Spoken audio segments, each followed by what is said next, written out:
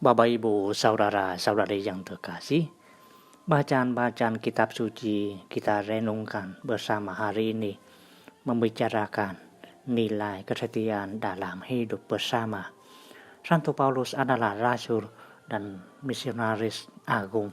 Ia pergi ke tanah-tanah misi dalam perjalanan misionernya dengan mengandalkan bakat dan kemampuannya untuk bertahan hidup. Namun ia sangat bersyukur karena di tanah-tanah misi itu ia juga mengalami kesetiaan dari orang-orang yang merasakan pelayanannya. Sebab itu ia bersyukur dan berkata, "Aku sangat bersukacita dalam Tuhan bahwa akhirnya pikiranmu dan perasaanmu bertumbuh kembali untuk aku. Memang selalu ada perhatianmu, tetapi tidak ada kesempatan bagimu."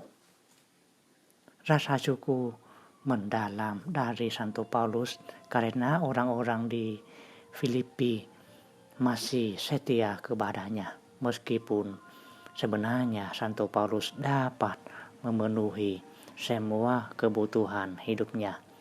Santo Paulus sadar diri bahwa Tuhan selalu menyertainya. Tuhan setia kepadanya, maka ia pun setia kepadanya. Sebab itu ia berkata, "Segala perkara dapat kutanggung di dalam Dia yang memberi kekuatan kepadaku." Kesetiaan adalah sebuah pengalaman nyata. Santo Paulus tidak hanya mengalami kesetiaan dari jemaat di Filipi saat masih berada di antara mereka. Ketika sudah berkarya di Tesalonika, ia masih mengalami kasih dan kesetiaan dari jemaat di Filipi. Ia menerima bantuan-bantuan tertentu, namun yang paling ditekankan oleh Santo Paulus adalah bukanlah pemberian itu, melainkan buahnya yang makin memperbesar keuntunganmu. Pengalaman akan kasih dan kesetiaan jemaat ini tetap diingat Santo Paulus, dan ia mendoakan mereka dengan berkata, "Allahku akan memenuhi segala keperluanmu menurut kekayaan dan kemuliaannya dalam Kristus Yesus Tuhan kita."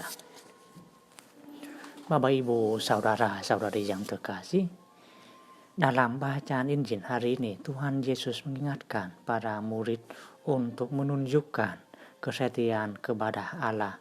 Tuhan Yesus mula-mula membuka pikiran mereka supaya mengerti bahwa setiap orang dapat memiliki harta benda asalkan dapat digunakan secara wajar. Misalnya saling berbagi dengan orang-orang yang sangat membutuhkannya. Istilah mamon berkaitan dengan semua harta kekayaan yang diperoleh dengan tidak wajar dan digunakan bagi diri sendiri. Hal yang penting di sini adalah kesetiaan dalam hidup. Orang-orang yang memiliki harta kekayaan haruslah bersikap bijaksana dalam menggunakannya. Harta duniawi memang diperlukan saat ini dan sifatnya sementara, tetapi yang terpenting adalah kesetiaan untuk mencari harta surgawi. Kalau kita setia pada harta duniawi dengan saling berbagi dan bersikap adil kepada sesama, maka kita juga berusaha untuk setia pada harta surgawi, yakni kehidupan kekal bersama para kudus di surga. Maka setiap pribadi harus menjadi administrator yang adil dan jujur dalam mengelola harta duniawi sebagai perkara kecil.